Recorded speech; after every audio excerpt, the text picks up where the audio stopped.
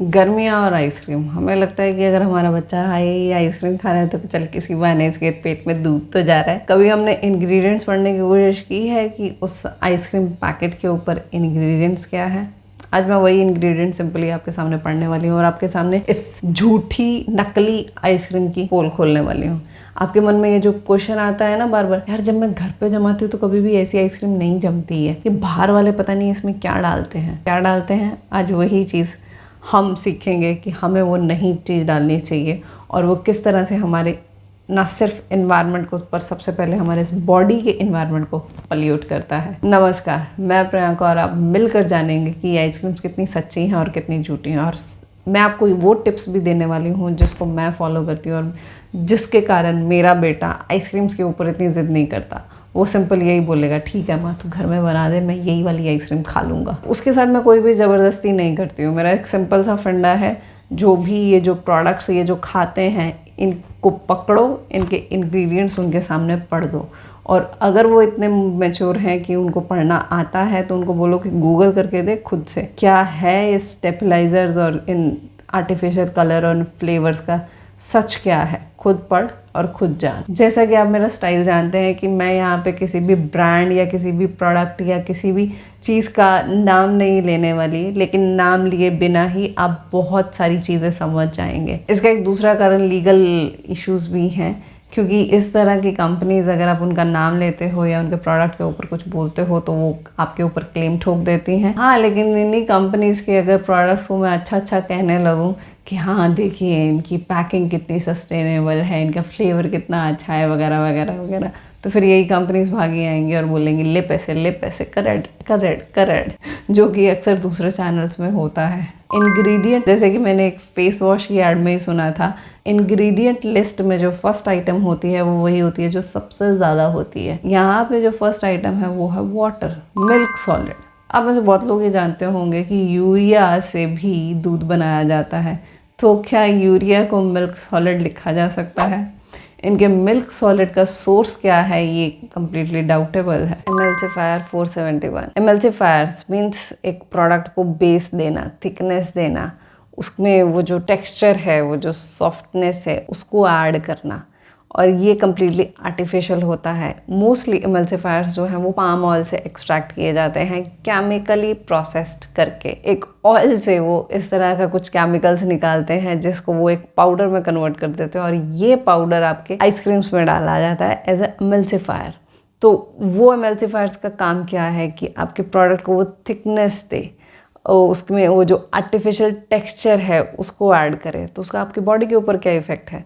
हमारा जो खाना डाइजेस्ट होता है वो मेनली पेट में होता है और उसका जो न्यूट्रिशन नहीं लेता है वो हमारा लीवर होता है और इसका सबसे ज़्यादा लोड इन्हीं दो चीज़ों के ऊपर पड़ता है। फैटी लीवर की जो आप अक्सर प्रॉब्लम सुनते हैं उसका एक बहुत बड़ा कारण एमल्सिफायर्स ही हैं, क्योंकि उनमें जो टेक्सचर है वो आर्टिफिशियल ऐड किया गया है, उसमें न्यूट्रिशन के नाम पे वो जो झोल किया गया है कि इसमें मिल्क सॉलिड है और इसमें फ्लान है और ढिम्क है, वो सब केमिकली टेक्सचर्ड किए हुए हैं जिसको हमारा बॉडी डिकोड नहीं कर पाता है। किसी रिपोर्ट में तो इसको कैंसर कॉजिंग भी बोला गया है। इस आइसक्रीम में 3 स्टेबलाइजर्स हैं, 412, 410, 407, और इनका ऑर्डर मेरे ख्याल इनकी क्वांटिटी के बेसिस पे है, क्योंकि 407 समुद्र की लाल घास से निकलता है जो कि मेरे ख्याल एक्सपेंसिव है, तो शायद इसकी क्वांटिटी भी उतनी कम है।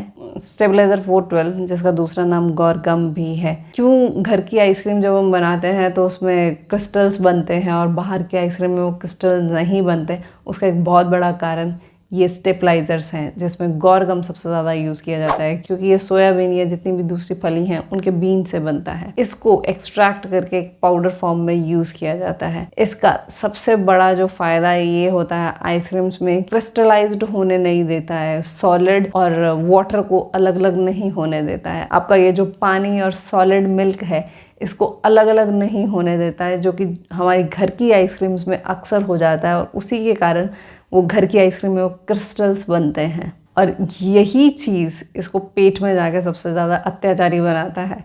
ये जो हमने खाया है उसकी क्वांटिटी को पेट में जाके बढ़ा देता है और उसको हमारा पेट इतना अच्छे से डाइजेस्ट नहीं कर पाता है।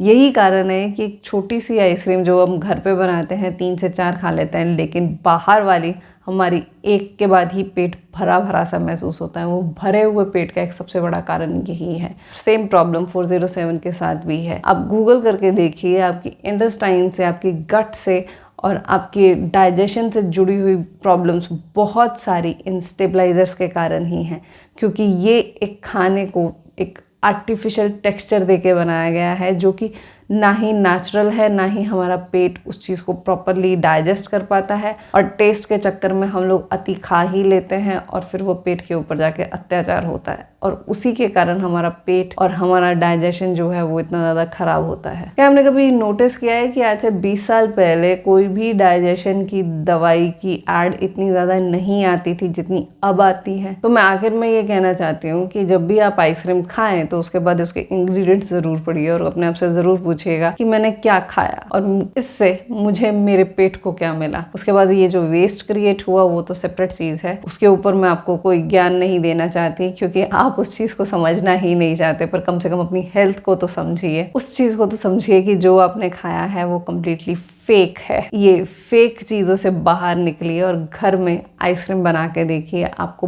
बहुत अच्छे रिजल्ट मिलेंगे। हाँ, उनका टेक्सचर, उनकी क्वालिटी, उनका वो सब उतना अच्छा तो नहीं होता है जितना कि वो मार्केट वाली होती हैं, क्योंकि हम लोग प्रिजर्वेटिव्स नहीं यूज़ करते हैं, हम लोग स्टेबलाइजर्स नहीं यूज़ कर सकते, हम लोग एमल्सिफायर्स नहीं यूज़ कर सकते, क्योंकि हमारी जो कॉन्शियस है वो ये चीज़ अलाउड नहीं करती है कि हम एक केमिकली एक्सट्रैक्ट की हुई इस पाउडर बेस्ड दुनिया से अपने घर के खाने को बर्बाद करें। जाते जाते आपसे एक सिंपल सी रिक्वेस्ट कि प्लीज़ इस वीडियो को मैक्सिमम शेयर कीजिए, लोगों तक पहुंचाइए, क्योंकि YouTube ये काम नहीं कर रहा है।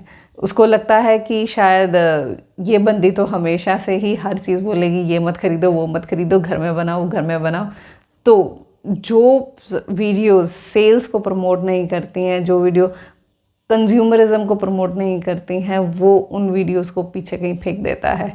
और अगर आप वाकई में ही चाहते हैं कि ये जो सही में सस्टेनेबल लाइफ जो है वो लोगों तक पहुँचे, सस्टेनेबल ग्रीन वॉशिंग के नाम पे ये जो प्रोपेगेंडा चल रहा है उससे लोग बाहर आएँ और सही जो ऑल्टरनेटिव हैं उनको देखें और ढूंढें और उन्हें अपनाएं, तो प्लीज़ मेरी हेल्प कीजिए। इस वीडियो को मैक्सिमम शेयर कीजिए, लाइक कीजिए और कमेंट करना बिल्कुल मत भूलिए। डील सिंपल सी है, आपके कमेंट्स मैं इंस्टाग्राम पे ज़रूर शेयर करूँगी। अगर आप मुझे इंस्टाग्राम पे फॉलो नहीं करते हैं तो प्लीज़ कीजिए, क्योंकि इंस्टाग्राम स्टोरीज़ में मैं अक्सर आपके कमेंट्स डालती रहती हूँ। यूट्यूब ने अभी मुझे वो फैसिलिटी नहीं दी है। जब यूट्यूब मुझे स्टोरीज़ की फैसिलिटी देगा तो मैं डेफिनेटली उसमें भी डालूँगी। धन्यवाद।